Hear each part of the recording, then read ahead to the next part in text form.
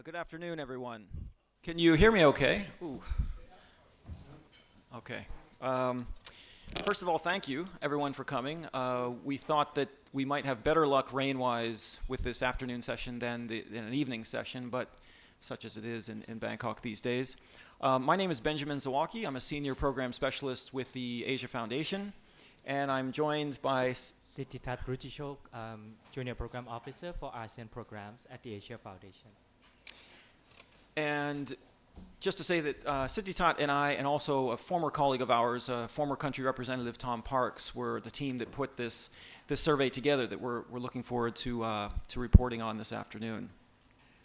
A couple of preliminary remarks, if I might, before getting into the presentation itself, is to say that there are copies of the survey report in the back. Most of you have picked them up. I might not encourage you to try to follow along in the report as we go through the presentation, because it's not, the presentation is not a comprehensive look at everything in the report. In some cases, it's not even in the same order as in the report. So you're certainly welcome to take the report with you and have a closer look. But today's presentation is intended to be representative of some of the findings, and there are select slides that we've looked at. Let's go to the first slide, please.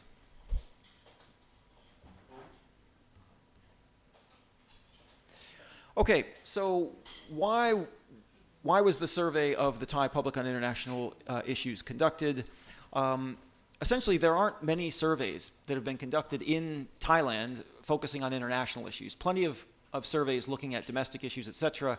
But we weren't aware of any surveys, at least in recent years, that focused on international issues.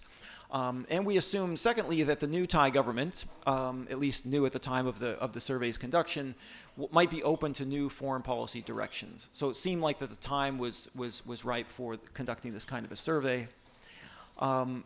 We did not ask permission of the Thai authorities to do this. We informed the Ministry of Foreign Affairs about this, and they were very supportive. And I don't mean for that third point to suggest that we've attempted the survey elsewhere in mainland Southeast Asia, but our working assumption is that Myanmar, Laos, Cambodia, Vietnam would not be either feasible or terribly receptive to this kind of a survey in those countries. And so we thought Thailand was the right country in which to do something like this, at least at this time. Again, the three of us, myself, Sithitat, and Tom, designed the survey for the foundation, and the data itself, the survey was conducted by a company called MI Advisory. The project lasted from about the middle of last year, about this time last year it commenced, and it just ended early on this year. We've done a number of presentations already. We've done private presentations for MFA, the U.S. Embassy, a number of other diplomatic representations, and so we wanted to do this one today for the public. Yeah. Okay, so who was included in the survey? So essentially, we began by looking at a random sample of 1,200 Thai people focused on the urban population. The idea being that the urban population was likely to be slightly better informed than the rural population on issues of international relations. Obviously, adults were the only people included. And by the urban population, I mean the Tesabans in Thailand, right? Tesabans being defined as towns with at least 50,000 people in them. And that was also a way to cover the entire country, because although the remit wasn't, or rather the purpose wasn't necessarily geographic initially, if you look at a map of Thailand and all of the Tesabans, they do cover the country. There are 30 Tesabans within Thailand in addition to Bangkok and Pattaya, which of course are enormous. And if you add the population of those 30 Tesabans together, it's about 8.5 million people, again, excluding the mega city of Bangkok and also excluding Pattaya as well. So we initially started with a sample of 1,200 Thai people, 73% of whom we deemed international relations informed, and I'll explain what I mean by that in just a moment, after which we did a booster sample several months later in which we focused on 450 other Thais who were international relations informed. Yeah, next slide. So who's international relations informed? Essentially what we would do with the first 1,200 people that we sampled, we asked all of them all of the questions, right? All 1,200 people, all of the questions. But we deemed those international relations informed those who could answer 3 of these 5 countries correctly.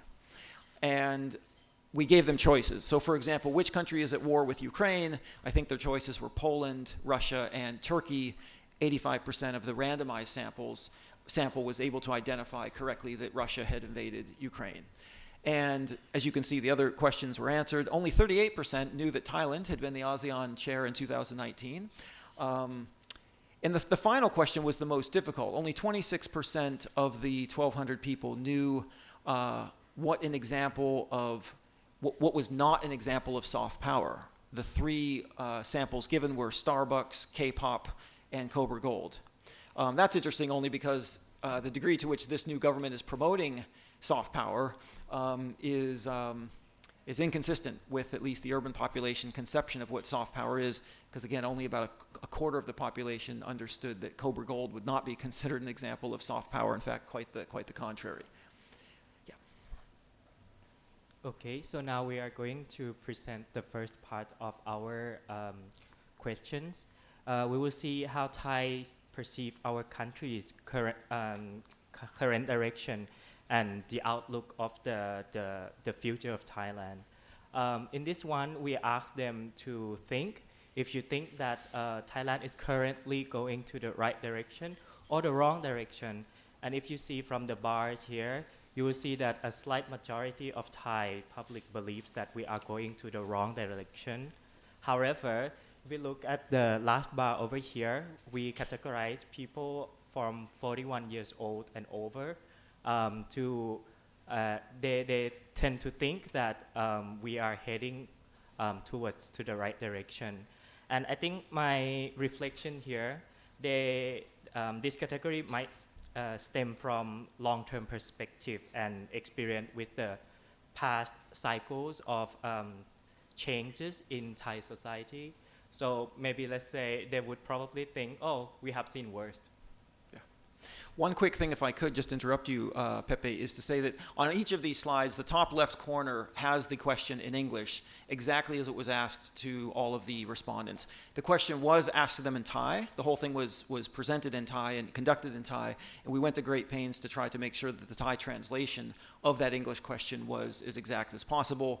MI Advisory is very professional. They would not ad-lib or rephrase the question. I mean, if there was a vocabulary word that someone didn't know, they might clarify that. But otherwise, the integrity of the survey, of course, depends on asking the same question in the same way to all of the respondents. Yeah, please.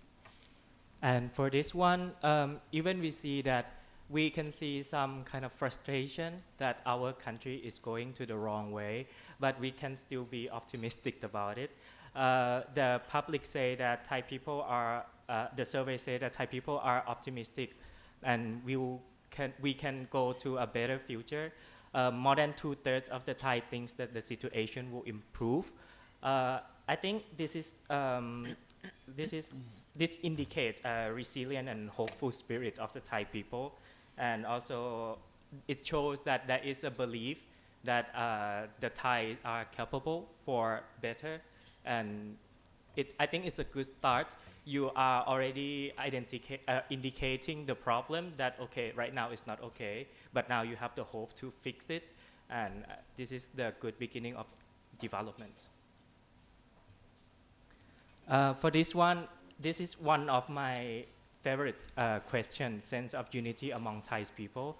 So we asked them if we have many values that unite us, or it's really it's kind of separate us from those values, and there is a strong sense of unity among Thais based on the agreement here. If you combine together, from this slide it looks yellow and light yellow. Yellow and light yellow together, it signifies the agreement, right? And that is nearly 3/4 of Thais that feel that there is more unites them than divides them. In this one, I think is a very strong asset as well for the Thai society, because when you feel that okay, our society is united and there would be more collaboration, so it shows some kind of trust within our society as well, and that will contribute to more collaboration for better. For this one, it's going to be about the openness to trade. it shows us economic pragmatism and protest sentiment. So we asked them if Thailand should do more trade with other countries, even if the rise of trade might harm Thai farmers, workers, and small businesses. Uh, so we can see that it's moderately pro-trade, but not so clear. But if we only dig to IR informed people, it's about 59% of the IR informed people that is supportive to the trade, even the consequences. And the next one, we are looking at the openness to foreign workers. Looking back to the previous slide, we would see that, okay, we are somewhat open to the trade and international exchange, right? But looking at this one, it's clear that the majority of Thai would like to see fewer foreign workers coming to Thailand. However, we don't really know at the time when they were answering this question, they were thinking of what kind of foreign workers. Is it migrant worker? Is it high labor skill kind of worker? Or digital nomad? Or even somebody like Benjamin who is sitting next to me. But yeah, the majority says that it should be less of foreign workers here, and we are okay to, maybe we can debate about this later. Over to Benjamin. So 2 more slides that are somewhat inward looking before we ask Thais to look more outward at other countries. This one asks Thais, in general, would you say you are very satisfied, unsatisfied, or very unsatisfied with the way democracy works in Thailand? And the finding that you're really looking here for are the 2 shades of blue. And you can see here that there's a slight majority of Thais across the board that are unsatisfied with Thai democracy. Perhaps not surprisingly, there's a higher percentage of young people who are not satisfied with Thai democracy, and a bit more of satisfaction among the older population. I might have thought that the older population was dissatisfied as well with Thai democracy, and of course it's only 52% of the older population that is satisfied. So the numbers aren't enormous, but it's about it's fairly clear there that there's a level of dissatisfaction across Thai society. I should also point out that many of these slides are bifurcated not only between the general public and the IR informed, but between young people defined as 40 and under, and older as 41 and above.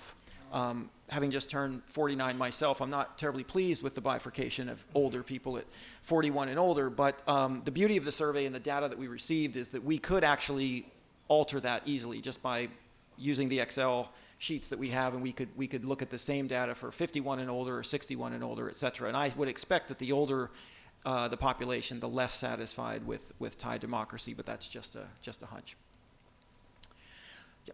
The next slide looks not only at Thai democracy, but also at human rights. So that's a distinction there. And it asks, do you agree or disagree with the following statement? The West can do more to promote democracy and human rights in Thailand. Notice the choice there as being can do more as opposed to should do more, right? We want to make that very clear that we weren't asking whether or not the West should do more to promote these things, but could do more. And you're seeing a majority of Thais across the board who think that the West could do more to support democracy and human rights in Thailand.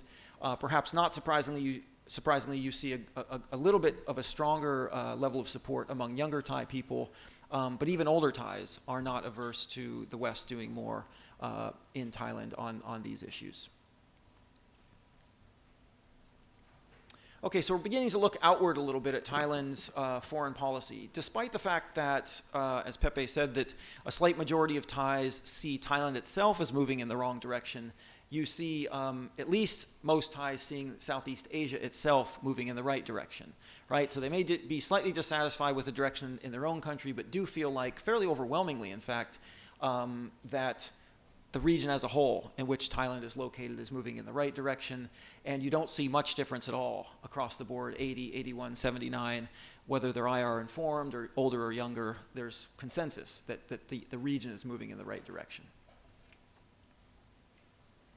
Countries of importance to Thailand's future. Now, what you want to be looking at here is the the blue and the purple toward the top, because those are those indicate that countries are important or very important to Thailand's future. And you can see that China is out in front, with 56% who feel that China is the most important country for Thailand.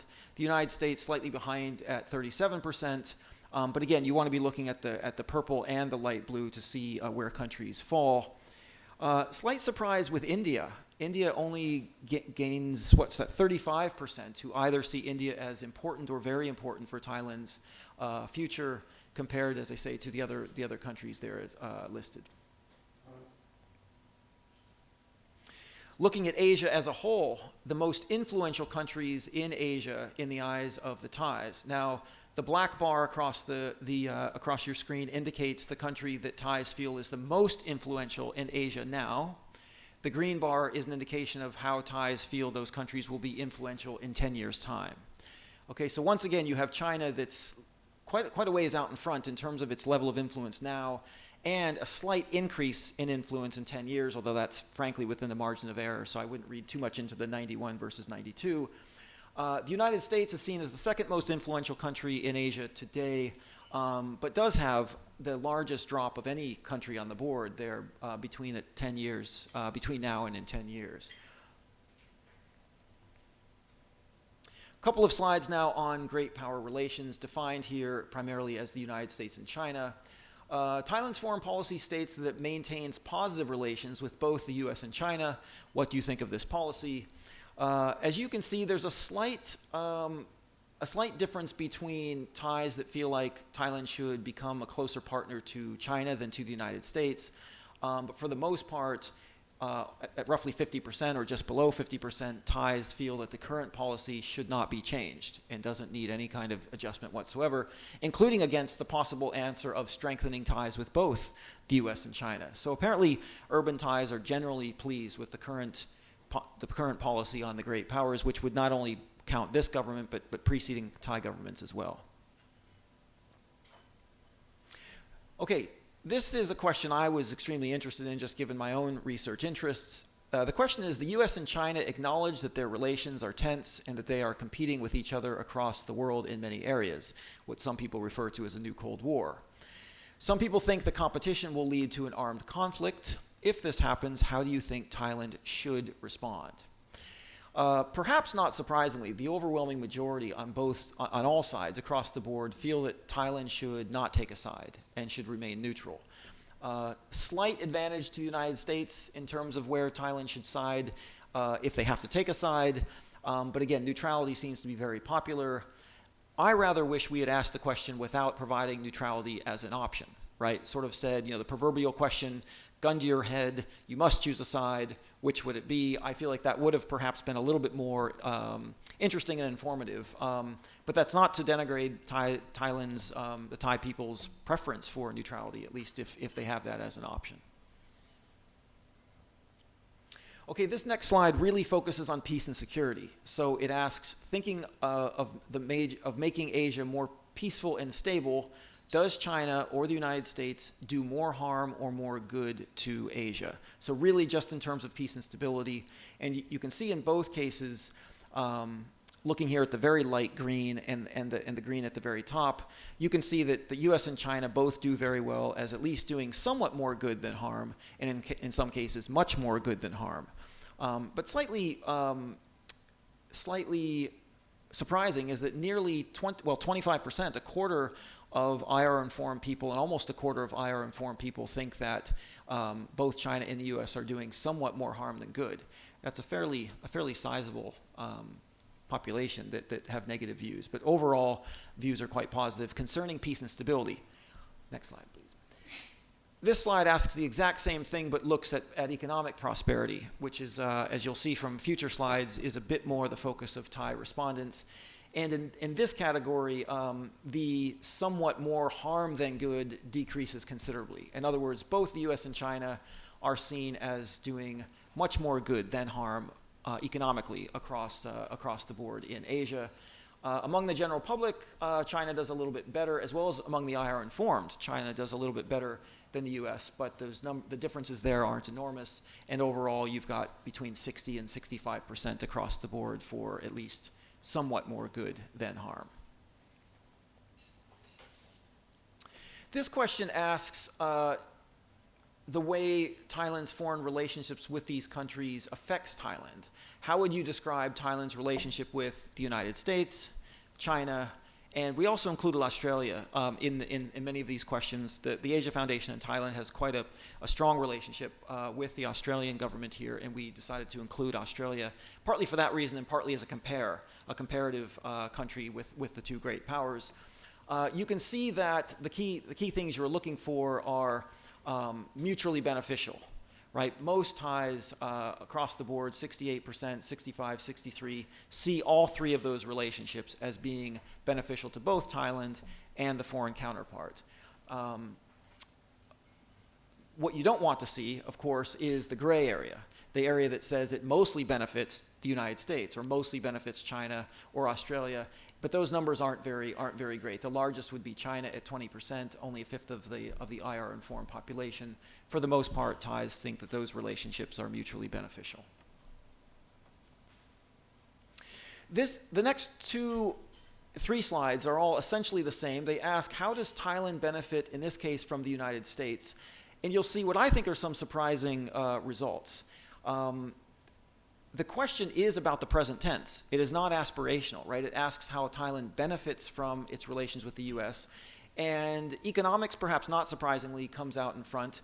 But tourism and educational opportunities, including access to technology, come in second and third, which I personally find surprising. The number of American tourists in Thailand isn't very high. The amount of dollars that those tourists bring in is high, but the American numbers of tourists are not terribly high. And educational opportunities, we'll see in a future slide, are not nearly what they are in the US compared to some other countries. So I do wonder if the respondents were thinking more aspirationally, things that they would like to see Thailand benefit more from in its relations with the US. Military and security assurances, for example. Most of us assume that that's probably the biggest benefit conferred upon Thailand by the United States, and yet the numbers there are very, very small comparatively and in absolute terms.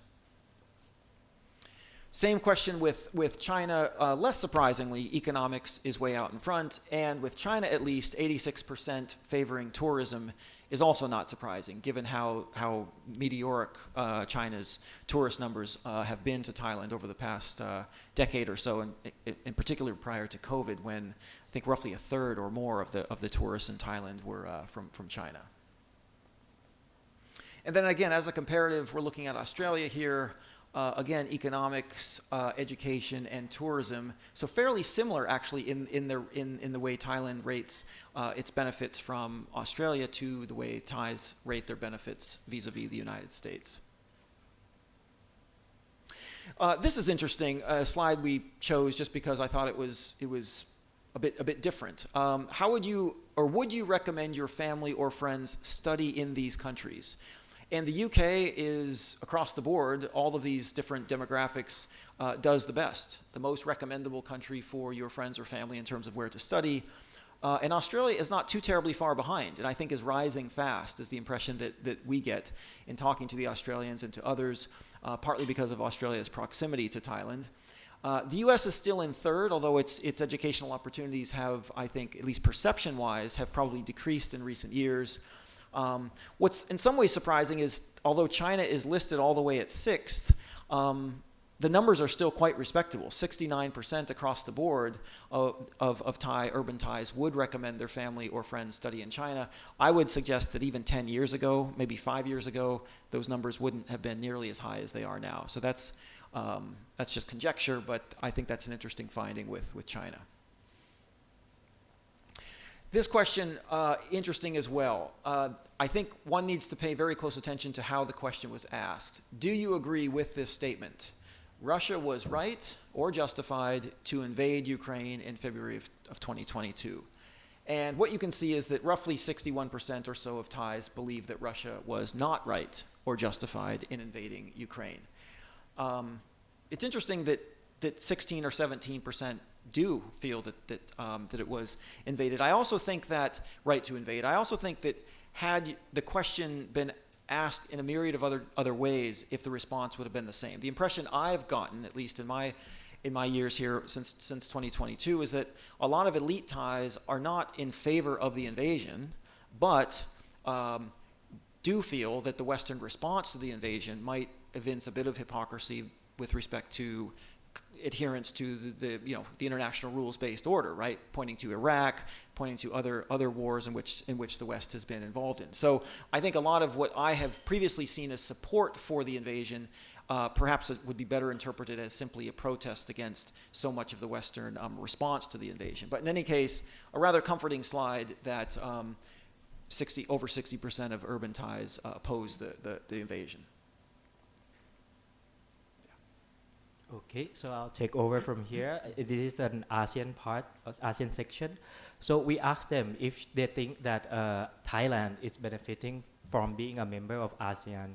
And then if you see here, combining together the orange, almost yellow looking now, with the blue one, it's overwhelmingly 97% to 98% of Thais that think that we are benefiting from being a member of ASEAN. To what extent, I think it's very good to dig more after this, but our survey didn't ask for a narrative explanation why. And then for the Thailand leadership within ASEAN, you can see that the green one up there and white, blue in the second row, they both signify that Thailand should play more role. Either it's going to be the overall role or only in the CLMV countries. And then roughly half of Thais would like to see Thailand, of course, to take greater leadership role. What reflects to me is that I feel like it's responses to the optimism question back there, that Thai people tend to believe that we have capability to do more, and not only in our country but also regionally. And this is another favorite question for me, trust levels within ASEAN countries. So we asked their opinion to give us most trusted country and least trusted country in your opinion. You see the purple here, the purple means most trusted, and the white one means least trusted.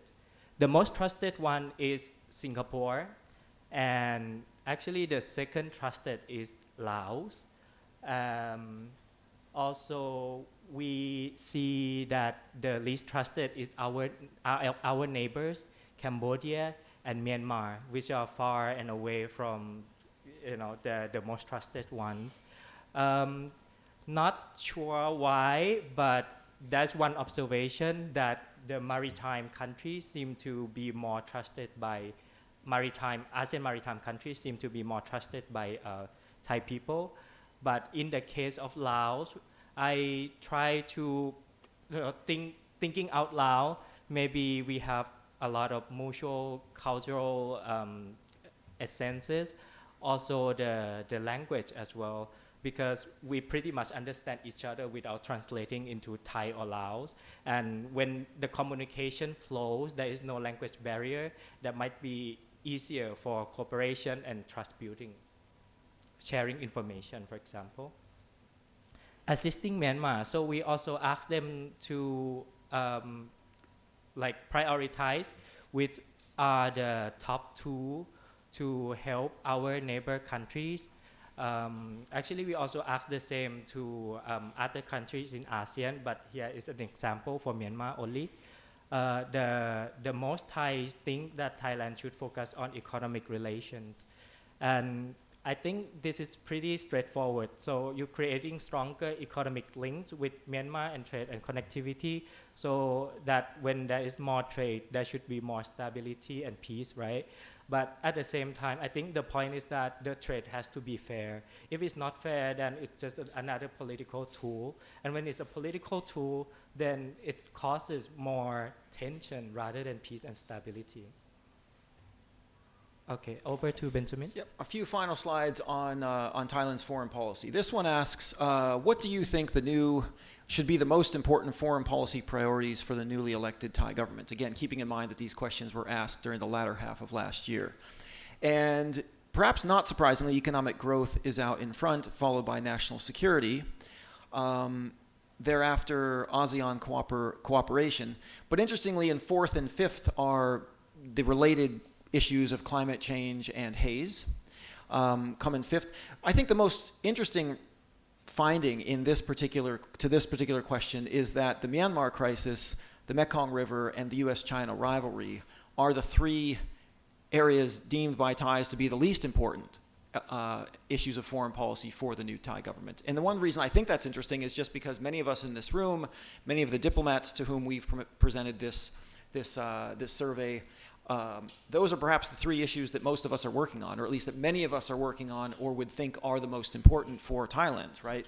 The Myanmar crisis, the Mekong River, and the U.S.-China rivalry. It shows, in some ways, the disconnect between what many of us perhaps think are the most important issues for Thailand here in the sort of Bangkok bubble versus what, although Bangkok was included in this survey, versus what urban Thais might think about in other Tesabans around the country. However, the caveat to that is, although climate change was only ranked, I think, fourth in the previous slide, comparative to other issues, when you ask Thais how important is climate change, you'll see it's either important or very important, extremely important, to the overwhelming majority of the Thai population, regardless of the demographic. And therefore, it stands to reason that if we had asked in absolute terms, is the Myanmar crisis important? Is the Mekong River important? We might have seen far greater affirmative responses to those than we did in comparison to some of these other issues. So the comparative versus absolute question needs to be kept in mind as well. What should the new Thai government do about climate change? Picking the top three options, and you can see that renewable energy and the tradition to a low carbon energy system is out in front, followed closely by protecting the forests, and third is investing in flood mitigation. I expect most Bangkokians weighed in on the flooding, which probably brings that up to the 35% represented there. And this is our final slide, I believe, and it's chosen mostly because we're in the Foreign Correspondents Club. I figured it might be of interest to any correspondents. How much trust do you have in each of the following sources of news? And what you want to be looking at is the purple is trust, and the light blue is distrust, and the other colors are somewhere in between. And what you see is there's far more trust in television and newspapers, including online newspapers, than there is, for example, in news on social media and news received on WhatsApp, Line, other chat groups like that, which again is a fairly comforting slide, I think, that at least urban Thais are more trusting in some of the more official news sources. That said, the diversity of television stations in Thailand and newspapers in Thailand is such that we don't really know which ones they're trusting and which ones they might not be, right? Because many, like in the United States where I'm from, many of the stations and newspapers are affiliated with different political parties and or affiliations, so there still may be the same degree of polarization as there is in the States for news sources. That concludes our formal presentation. I know some of you need to run, but we certainly welcome any questions or comments you might have over the next 20 or 30 minutes. Thank you. Yes, Kun Kantati, thank you very much for coming. Thank you for this research. It's very, very important. And it's one of the first, if not the very first. I'm just going to have them pass a microphone to you if you... Okay.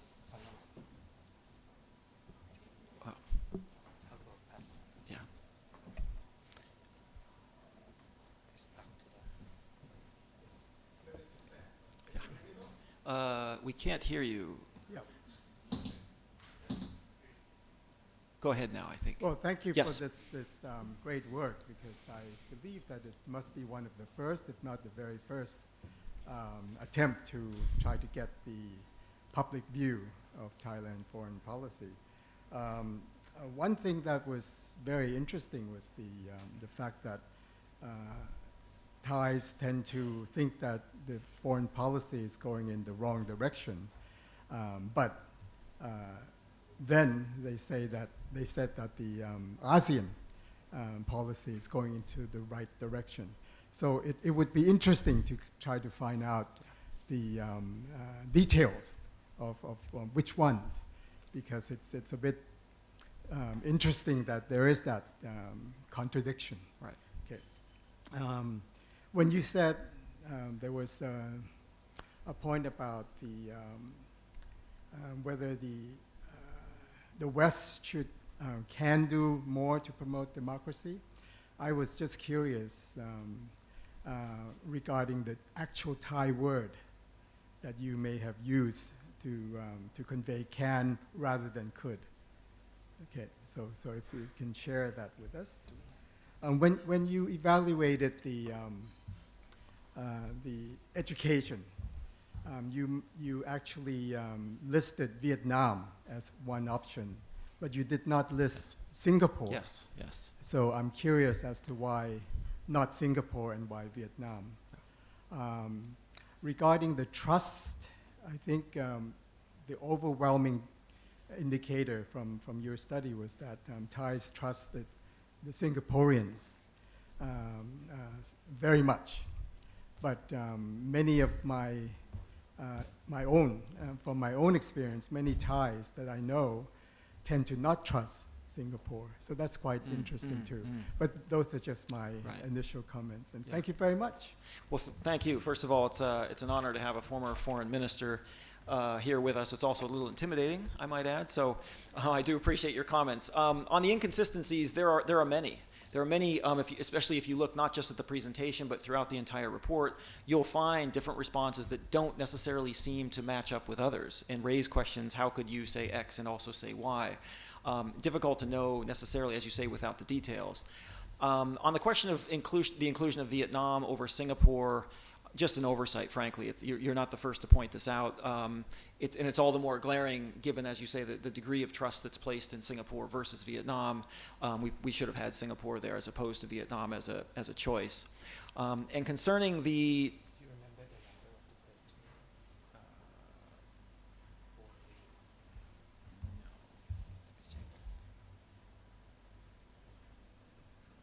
We're just bringing up the Thai translation of the question that concerned whether the West could versus should do more on democracy and human rights. This one.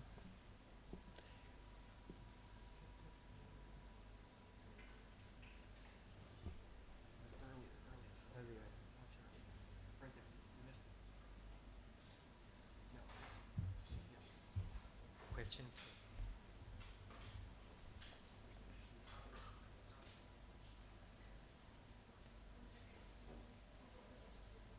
Go ahead and just read it. So in Thai translation it says คุณเห็นด้วยหรือไม่กับข้อความต่อไปนี้ประเทศตะวันตกสามารถช่วยส่งเสริมประชาธิปไตยและสิทธิมนุษยชนในประเทศไทยให้ได้ดีมากขึ้นเพราะฉะนั้นก็จะเป็นสามารถนะครับก็ can do more. Thank you. Other questions you might have, if you could just state your name and affiliation.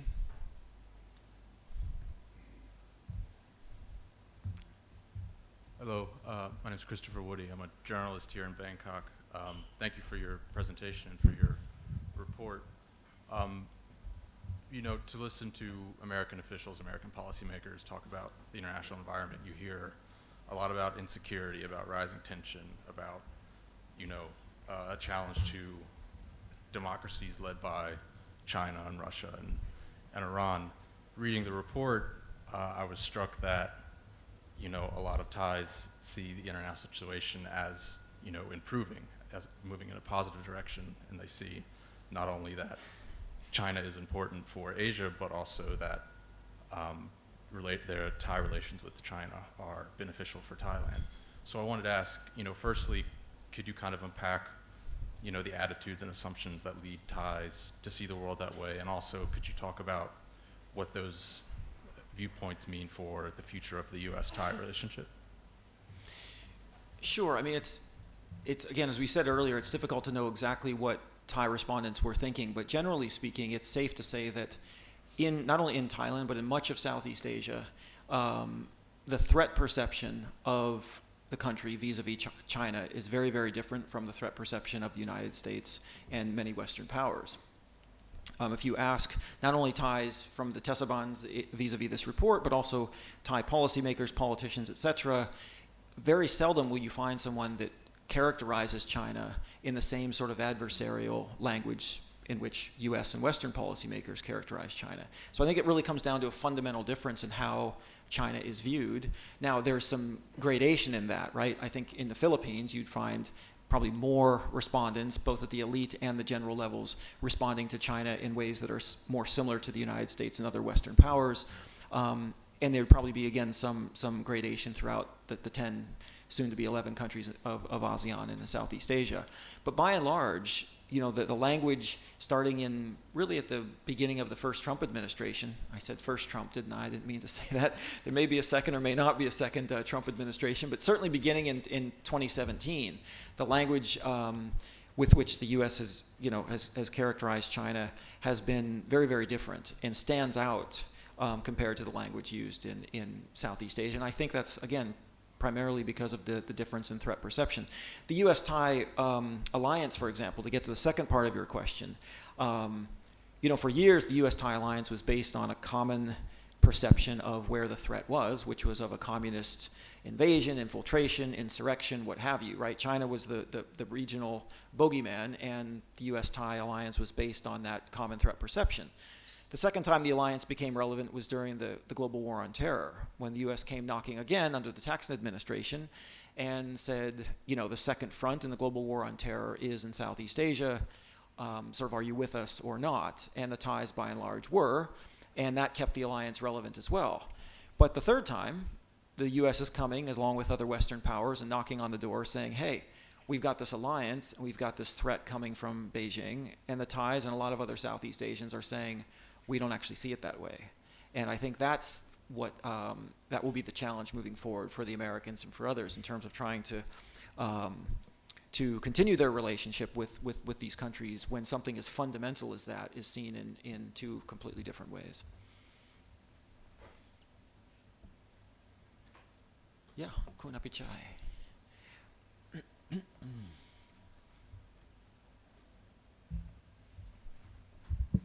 Yeah, thank you. I think yours is certainly one of the few surveys of this kind. Yeah? I think even Kun Kavi, who wrote a piece just 2 days ago, was confirming that. Being a former ASEAN Secretariat staff, I have 2 questions. One is if, according to your survey results, that Thailand, or the respondents feel that Thailand should take a more important role or it benefits Thailand by being a member of ASEAN. But then there's a discrepancy in the Thai representation in ASEAN Secretariat, which is what Dr. Surin Pitsuwan, the former Secretary General, once called ASEAN Secretariat as a nerve center. So if the Thai presence there is so small, how much influence or how much benefit can you, exert then, And I guess it also covers a little bit into the Mekong. As you know, Thailand is more or less the center, shall we say, in the Mekong geographically, and has played that role in somewhat. But,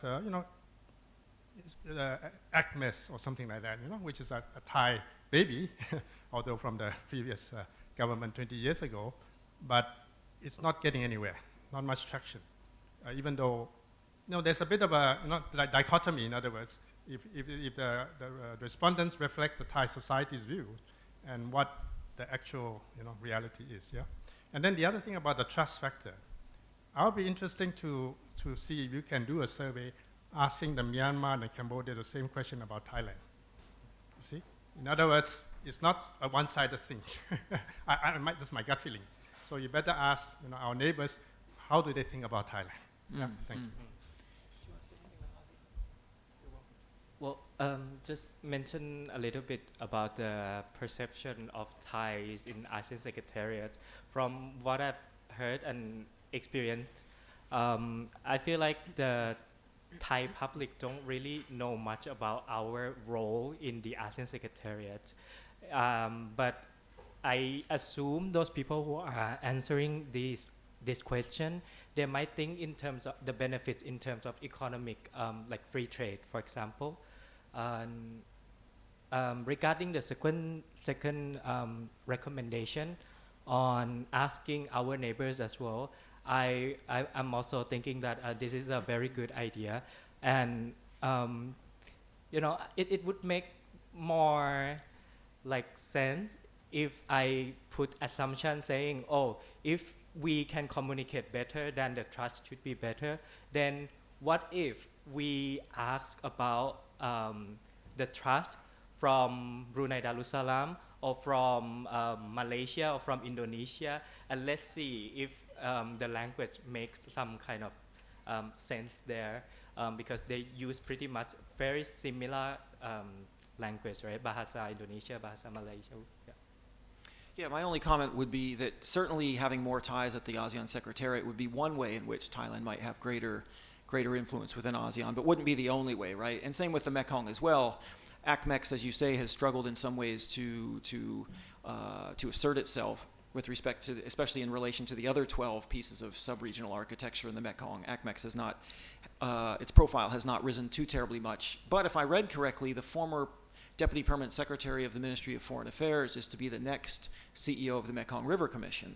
So by the same logic, perhaps Thai influence within the Mekong will increase on account of that personnel change. But I think Thais are probably also thinking of other ways in which Thailand, at a much more public level, could be more influential within ASEAN. And I don't know if that means the Myanmar crisis or the South China Sea or the Rohingya situation or what. It's hard to say. But there are certainly, when ASEAN is criticized, it tends to be criticized on the basis of these very public, controversial issues, and not necessarily on the basis of personnel. But it's a great point.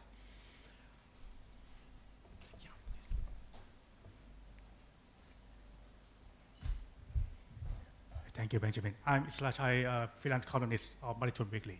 I should focus about the methodological research in the survey because you show that only 1,650 Thai citizens. I asked you about what expect number of the Thai citizens to make sure that survey is more reliability, and what's difficult to choose a total face-to-face interview in this survey.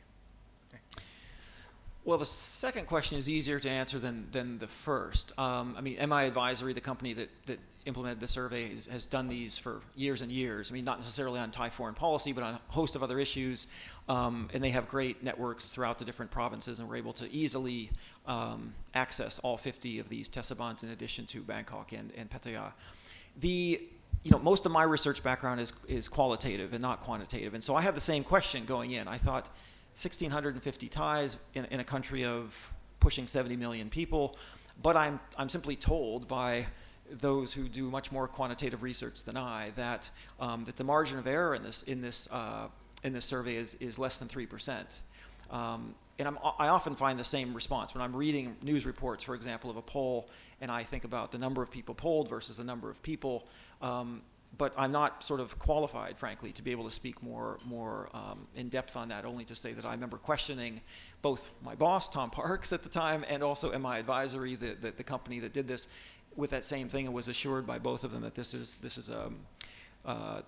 that the margin of error is less than 3% based on the numbers of questions asked, yeah, or people that were questioned, yeah.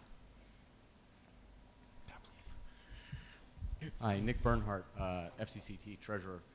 I have a question about the news sources. I was very surprised to see such high confidence in television, especially. And I see you broke down by age in other areas, but not on this particular chart. So I wanted to ask, did you see any kind of trend there with the older generation preferring television and the younger generation preferring more informal news sources? And also, to piggyback off of that question, as I also do many surveys myself for my company, and I know a lot of the analysis is then not put into the final report, and especially if you're doing these face-to-face interviews, you have a lot of informal conversations or have a lot of extra knowledge that comes in. And I just want to, ask the open question and give you the chance to share maybe some of these other things that didn't make it into the final report. Thank you. Yeah, thank you. I mentioned earlier that the way in which we defined older versus younger, right? We had the cutoff at age 40 and under versus 41 and older, and that was the case that could have been the case had we included age in that slide on news sources, which we didn't.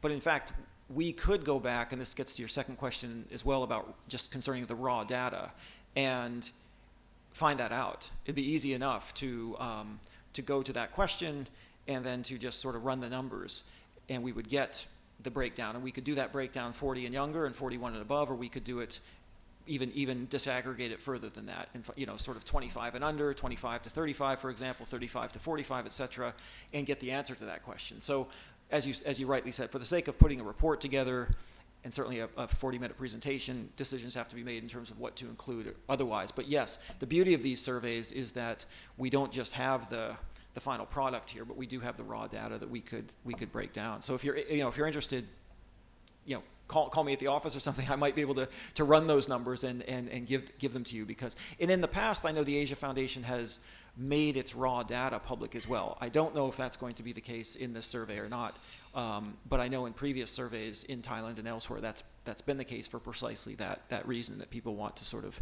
dig a little deeper, and that's a possibility, but I'm not sure.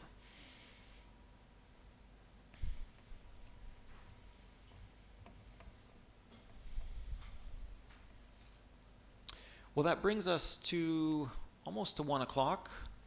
If there aren't any other questions, you're certainly welcome to the coffee and refreshments in the back, and we will be staying for the next 30 minutes or so, and happy to talk to anyone else privately. And again, just want to thank all of you for taking the time and effort to come out during the 4th of July, a busy Thursday. Okay, thank you very much. Thank you.